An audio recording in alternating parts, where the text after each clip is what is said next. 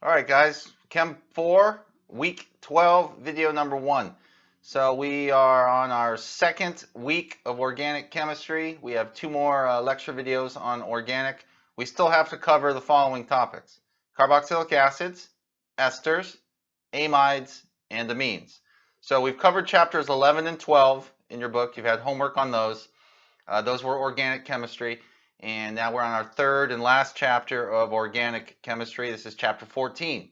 Chapter 14 will take 2 lectures. That's this week's lectures. So week 12, video number 1. Today, we're going to, towards the last half of today, we'll begin to really focus in on 2 major topics of these 4, carboxylic acids and esters. We'll leave amides and amines for the last video, the second video coming up. So carboxylic acids have the abbreviation RCOOH. Very important to know that. The drawn out formula is R, which is any organic group, any carbon chain, stuff like that, with a carbon double bond O directly attached to an OH. Now, as the R group gets longer, right, as we get more and more carbons attached, the melting point and boiling point goes up, while the solubility in water goes down. So you want to keep these guys small to have them be water soluble. So carboxylic acids, we're going to learn, have 2 derivatives. Those derivatives are, well, 2 derivatives that we're going to talk about, and those are esters and amides. Esters are abbreviated RCOOR prime, and amides are abbreviated RCONR prime 2. Sometimes they're abbreviated RCONH2, RCONH, R prime, but there's 3 different versions. We'll talk about those in more detail in the next video. Today we're focusing on carboxylic acids and esters. All right, but as I said, these are derivatives of carboxylic acids. Okay, so notice the attachments. Everything is attached directly to the carbonyl carbon, which is the C double bond O carbon. All right, so page 2 of our notes, I want to, before we get into carboxylic acids and esters, the 2 major topics for today, I want us to identify the following, and these are anybody that we've covered so far. All right, so looking at the first one, A, we see we have a C double bond O and then an NH2 attached. So that's going to be an amide. So A, amide. Now B, we see a CH3, an O, and a CH3. So this is an ether. This is an oxygen that separates 2 saturated carbons. Okay, 4 attachments is a saturated carbon. That's an ether. C, we see the COOH. That should tell us it's a carboxylic acid. In D, we have a COO, which is very strange looking. If you draw it out, though, it's a C double bond O with an O, and then not an H, but more organic group, CH2, CH3. So that's an ester. E, CH3, CO, CH3. Now that kind of looks like B, doesn't it? It looks like it might be an ether.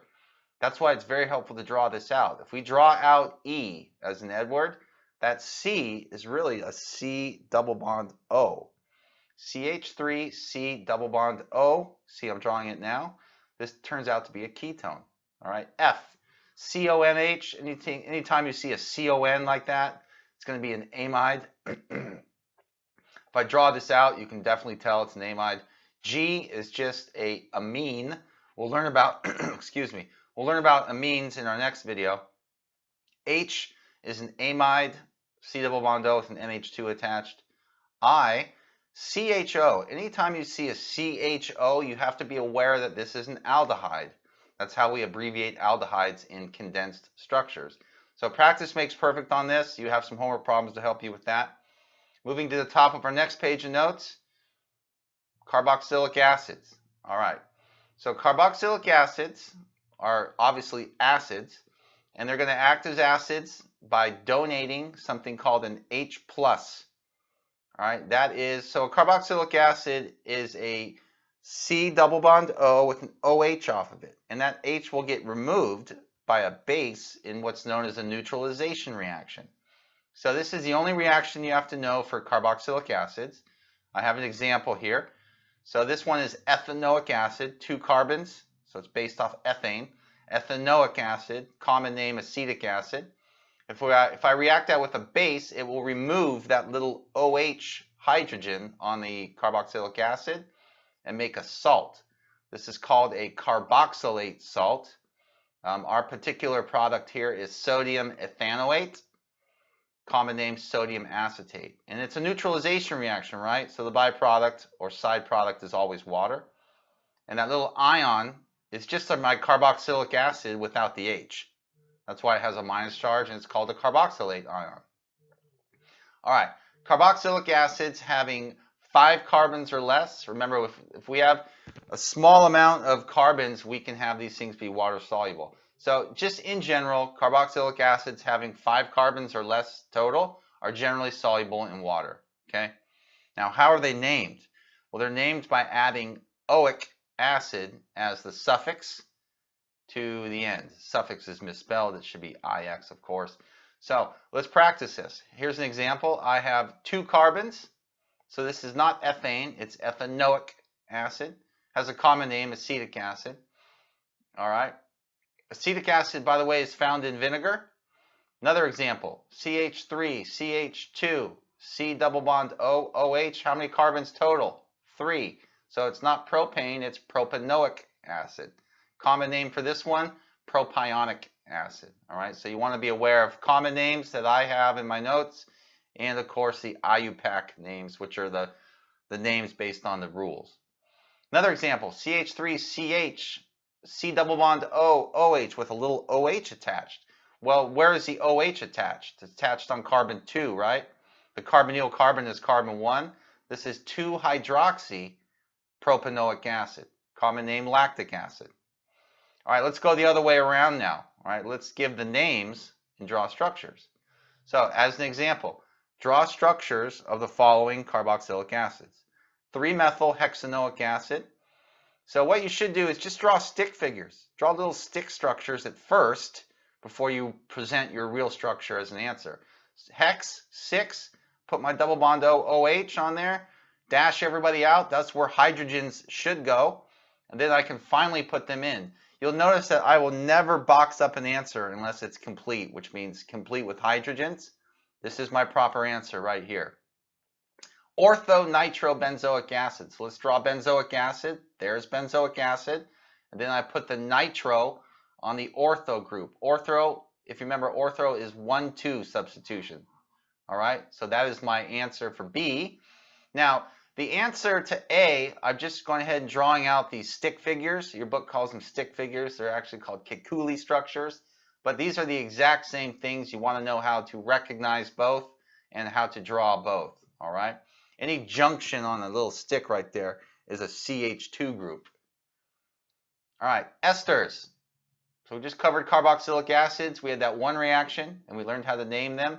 Esters are given the abbreviation RCOOR', and it's quite all right if the R and the R' are the same. They're not always. But esters, just some background, these contribute to the natural fragrances of fruits, ripe fruits and flowers. And they are basically a carboxylic acid, except instead of the H for the OH, it's OR. It's O with another carbon chain. Now, short chain esters, having only a few carbons, will stick to 5 or less. They have a tendency to be water soluble. Otherwise, they are not. They are soluble in things like oil and organic solvents. Here's an example, CH3, C double bond O, O, CH2, CH3. So the part that hangs off of the oxygen, you name it first. So this is ethyl ethanoate, all right? Common name would be ethyl acetate. All right, so esters are 2 words, all right? And the first part of the word is the part that hangs off of the oxygen. And the oxygen isn't always written on the right, even though that's how I have them drawn. So just let's summarize that. Naming esters consists of 2 words. The first is the name of the alkyl group, and then alkyl group is the R' in my esters. And that is the part that kind of dangles off of the oxygen that would be OH in a carboxylic acid. The second word is the name of the parent carboxylic acid. And the second part of the name is the one that includes the C double bond O and is attached to the C double bond O. All right, so if you look up at the above example, you can see how that rule applies. All right, so let's practice. More examples. CH3, CH2, C double bond O, OCH3. The CH3 is hanging off of the oxygen, so I call it methyl. And then there's 1, 2, 3 other carbons, methyl propanoate. All right. Next example. CH3, CH2, O, C double bond CH3. So now I got the O on the other side. Got to be careful here. This is ethyl ethanoate. Okay? So you have to find the oxygen, and attached to the oxygen is my first name, or the first word of the name of the ester. All right. So let's do another example. I got a squiggly line there, which means I'm probably going to switch from writing names to drawing structures. I want to draw structures for the following esters. A, propylbenzoate. B, butyl pentanoate. So benzoate. Let's draw the beginnings of what would be benzoic acid, except there's no OH there. We put a propyl group. Okay, so benzoate, we draw the benzoic acid, stop, and put a propyl in instead. Pentanoate, we want to draw pentanoic acid, but stop and put a butyl group in. So we've done that. And then I expand everybody out. I get CH3, CH2, CH2, CH2, C double bond O, O, and then my butyl, which is 4 carbons. And I've drawn it both with the stick answers and as the condensed structure. Okay, those are the same. So be aware of how to draw both of those. All right. Now, with carboxylic acids, I only had you learn that one reaction. Okay, you reacted it with NaOH or KOH, and you have a neutralization reaction. With esters, there are 2 reactions to know, and they're opposites of each other. Number 1 is called an esterification reaction. Okay, so esterification reactions, this is number 1 of 2. This is when you have a carboxylic acid plus an alcohol, and they're going to combine to make an ester plus water. All right, so let's do an example. CH3, C double bond OH, there's a standard carboxylic acid. And an alcohol, I've written the OH on the left-hand side of my alcohol for a reason. If you look at what's in the dashed boxes, these guys are going to combine. What's outside the boxes is water. See the OH and the H? Put those away as a side product on the far right of my product side. And you can see that I've basically made a condensation reaction here where I have made methyl ethanoate. So I've taken my carboxylic acid and my alcohol, in this case methanol, and I've made my ester, methyl ethanoate. Now, anytime I see ethanoate, I know it has a common name, methyl acetate. All right, so example. What's the product of the reaction between propanoic acid and ethanol? So look, carboxylic acid with an alcohol. Look at the above one. We're going to do the same exact problem here. This is our second practice at this. Propanoic acid plus ethanol, which is CH3CH2OH. I'm going to always have water, if you're looking up at the above boxed reaction. Plus, I'm going to combine the propanoic acid, and then I'm going to stick the part of the alcohol off of the oxygen. All right, so it's ethyl propanoate is my answer there. All right, now I'm going to take the last answer from the bottom of the page and take the reactants and products and just show you how the stick structures work, okay? So this is propanoic acid plus ethanol, and I have ethyl propanoate as my answer plus water, okay? You have to be aware of how to do both of these. So I got my ethyl group hanging off of the oxygen, and then the 3-carbon propanoate.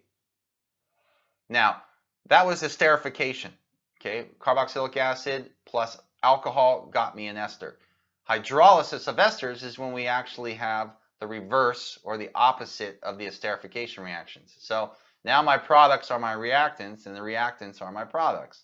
So ester plus water is going to yield carboxylic acid plus my alcohol. So best to just do an example. I have my ester drawn here. This is going to be methyl, 1, 2, 3, 4, methyl butanoate.